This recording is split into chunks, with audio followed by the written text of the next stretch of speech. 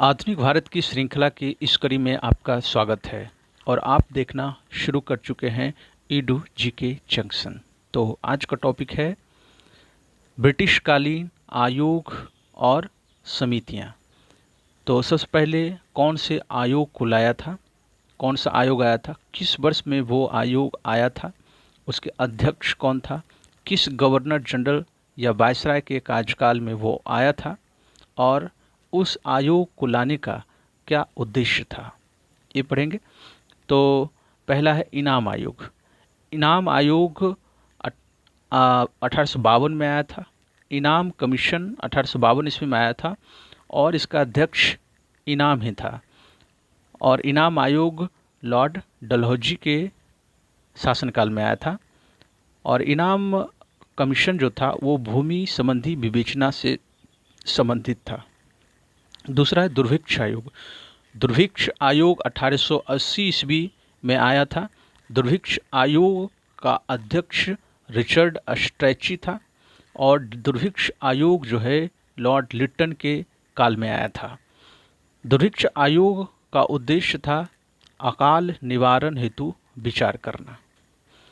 तीसरा आयोग है हंटर आयोग। हंटर आयोग 1882 ईस्वी में आया था। विलियम हंटर की अध्यक्षता में हंटर आयोग आया था और हंटर आयोग लॉर्ड रिपन के शासनकाल में आया था। हंटर आयोग का संबंध शिक्षा के विकास से था। अगला है एचिंसन आयोग। एचिंसन आयोग 1886 ईस्वी में आया था।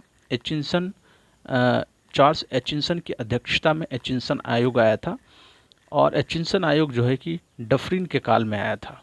एचिंसन आयोग जो था वो नागरिक सेवा में भारतीयों की संख्या में वृद्धि पर विचार करने के लिए आया था।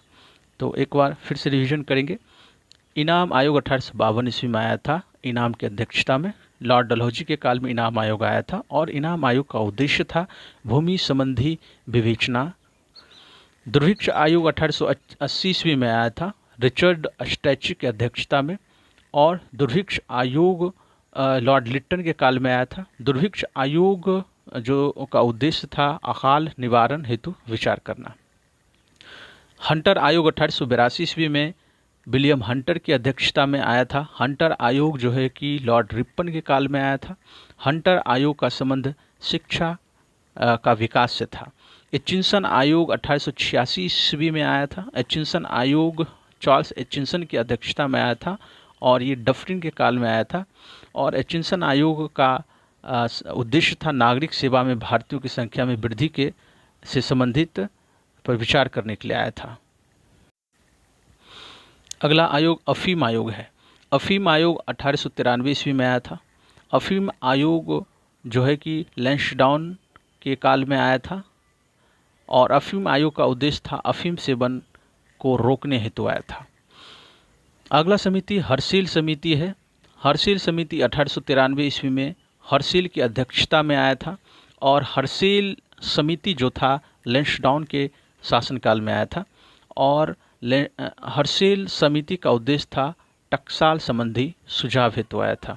अगला आयोग है दुर्भिक्ष आयोग। दुर्भिक्ष आयोग 1898 ईस्वी में का दुर्भिक्ष आयोग जेम्स लॉयल की अध्यक्षता में आया था। दुर्भिक्ष आयोग जो है कि एल्गिन के काल में आया था। प्रथम दुर्भिक्ष आयोग के रिपोर्ट पर विचार करने के लिए ये दूसरा दुर्भिक्ष आयोग आया था। तीसरा दुर्भिक्ष आयोग 1901 ईस्वी में आया था एंथनी मैकडोनाल्ड की अध्यक्षता में और तीसरा जो दुर्भिक्ष आयोग आया था कर्जन के शासनकाल में आया था और ये द्वितीय दुर्भिक्ष आयोग की रिपोर्ट के सुझाव पर विचार करने के लिए आया था। तो इस तरह से एक बार फिर से रिवीजन करेंगे कि अफीम आयोग आया था 1893 ईस्वी में लैंसडाउन की अध्यक्ष का काल में आया था। अफीम सेवन रोकने हेतु अफीम आयोग आया था।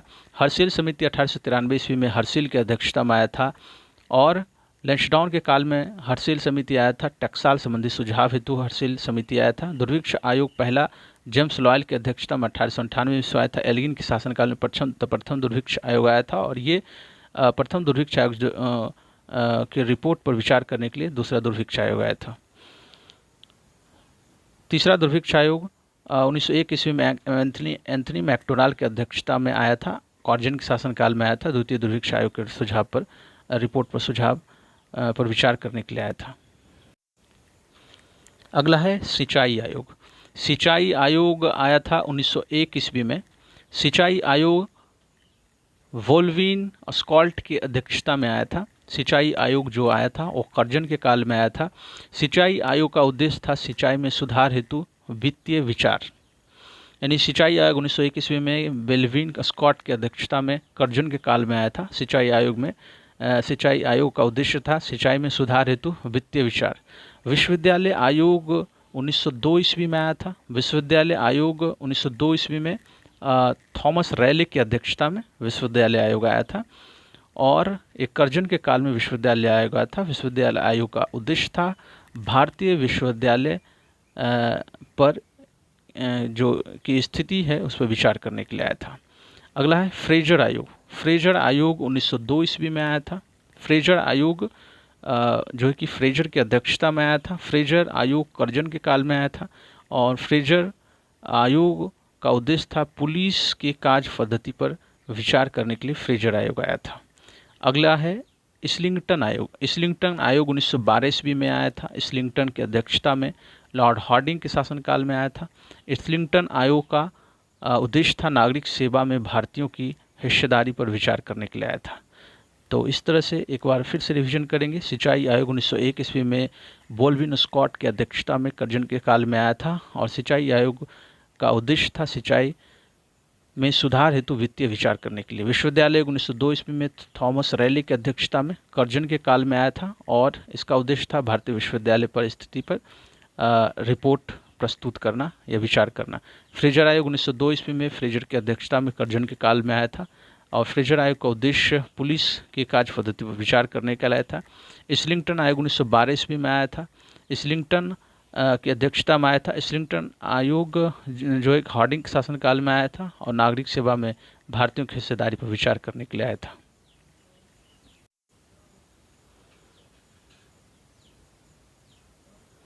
अगला आयोग मैक्लेगन आयोग है। मैक्लेगन समिति 1914 ईस्वी में मैक्लेगन की अध्यक्षता में आया था। हार्डिंग्स के शासनकाल में आया था। सरकारी वित्तीय अवस्था संबंधी सुझाव हेतु आया था। कोलकाता विश्वविद्यालय आयोग या शेडलर आयोग, कोलकाता विश्वविद्यालय आयोग या शेडलर आयोग, यानी कोलकाता विश्वविद्यालय आयोग को ही शेडलर आयोग कहते हैं और शेडलर आयोग को ही कोलकाता विश्वविद्यालय आयोग कहा जाता है। यानी शेडलर आयोग 1917 ईस्वी में आया था और शेडलर आयोग माइकल शेडलर की अध्यक्षता में आया था और शेडलर आयोग चेम्सफोर्ड के शासनकाल में आया था और शेडलर आयोग का उद्देश्य कलकत्ता विश्वविद्यालय में दोषों की जांच हेतु आया था। भारतीय छटनी समिति 1923 ईस्वी में आया था। लॉर्ड इंचकैफ की अध्यक्षता में छटनी समिति रीडिंग के काल में आया था। इसका संबंध था शिक्षा संबंध विचार हेतु आया था। ली आयोग आया था 1924 ईस्वी में। लॉर्ड ली की अध्यक्षता में आया था। ली आयोग जो है कि रीडिंग के काल में आया था।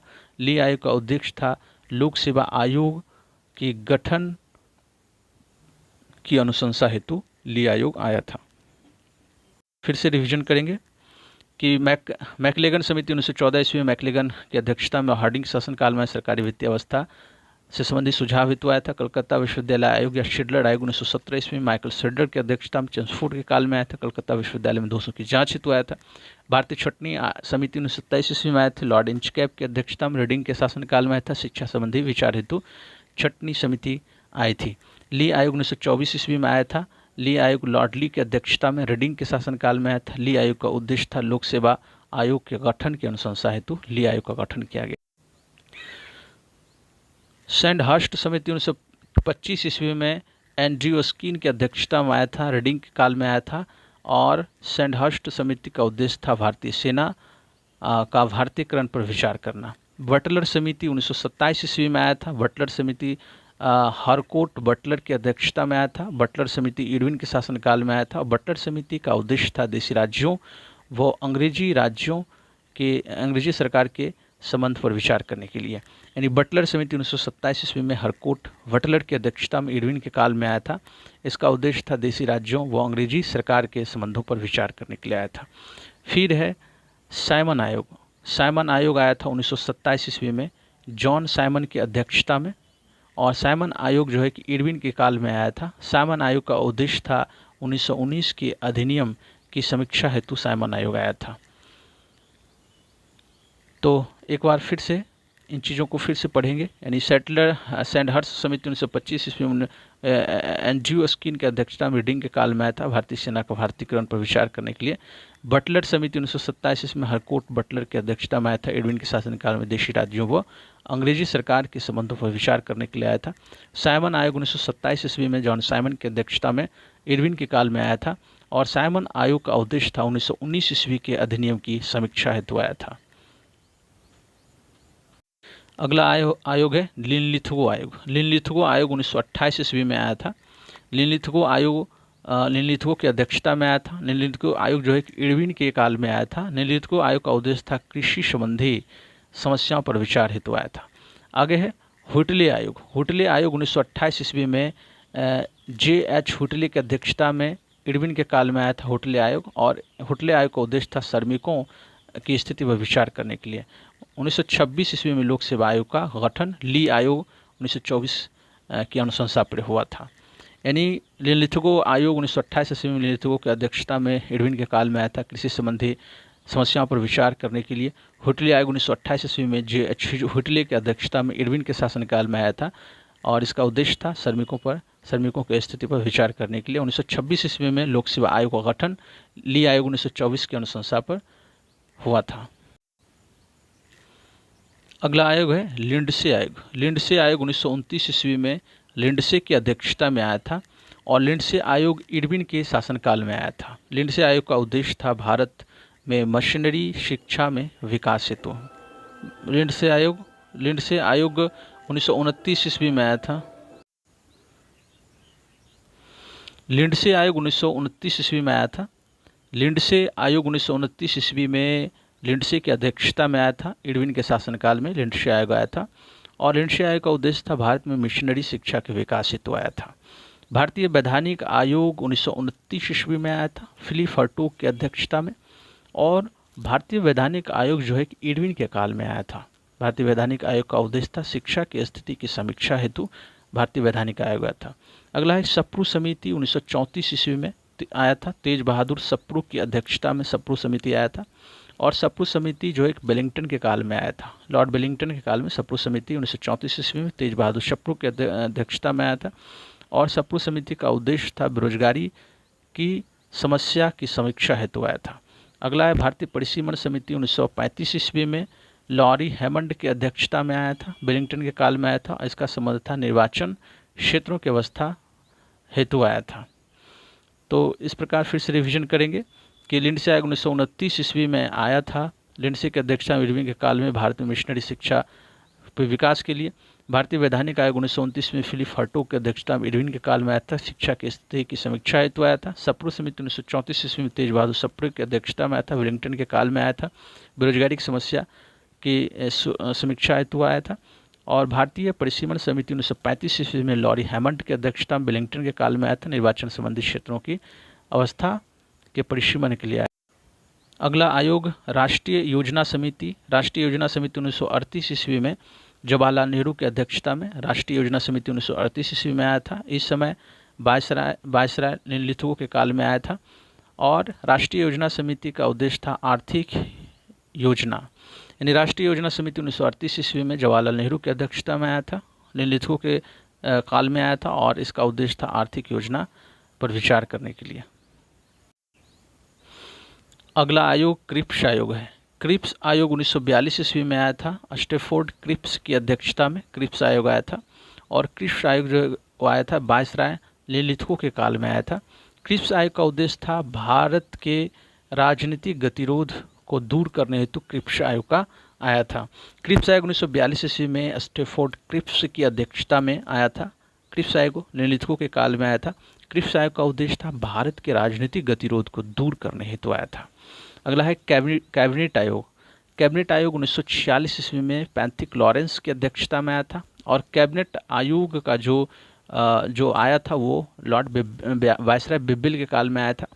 कैबिनेट आयोग का उद्देश्य था भारतीयों को सत्ता हस्तांतरित करने हेतु विचार के लिए आया था। कैबिनेट आयोग 1946 ईस्वी में पैंथिक लॉरेंस की अध्यक्षता में बेल के शासनकाल में आया था। कैबिनेट आयोग का उद्देश्य था भारतीयों को सत्ता हस्तांतरित करने हेतु विचार के लिए आया था। दुर्भिक्ष आयोग जो आया था 1943 ईस्वी का दुर्भिक्ष आयोग सर चार्ल्स वुड की अध्यक्षता में बेल के काल में आया था। बंगाल के अकाल के कारणों पर विचार करने के लिए आया था। यानी जो क्रिप्स आयोग 1942 ईस्वी में एस्टरफोर्ड क्रिप्स की अध्यक्षता में नीलिथुओं के शासनकाल में आया था। भारत के राजनीतिक गतिरोध को दूर करने हेतु आया था। कैबिनेट मिशन 1946 में पैंथिक लॉरेंस की अध्यक्षता में बेबिल के काल में आया था। भारतीयों को सत्ता हस्तांतरित करने पर विचार करने हेतु आया था। दुर्भिक्ष आयोग 1943 ईस्वी में सर वुड चार्ल्स वुड की अध्यक्षता में आया था। बेबिल के काल में आया था और दुर्भिक्ष आयोग बंगाल के अकाल के कारणों की विचार करने हेतु आया था। अगला आयोग है सर्जेंट आयोग। सर्जेंट आयोग 1944 ईस्वी में जॉन सर्जेंट की अध्यक्षता में आया था। सर्जेंट आयोग बेबिल के काल में आया था। सर्जेंट आयोग का उद्देश्य था शिक्षा के विकास हेतु। यानी सर्जेंट आयोग 1944 ईस्वी में आया था। सर्जेंट आयोग जॉन सर्जेंट की अध्यक्षता में लॉर्ड बेबिल के काल में आया था। सर्जेंट आयोग का उद्देश्य शिक्षा के विकास हेतु आया था।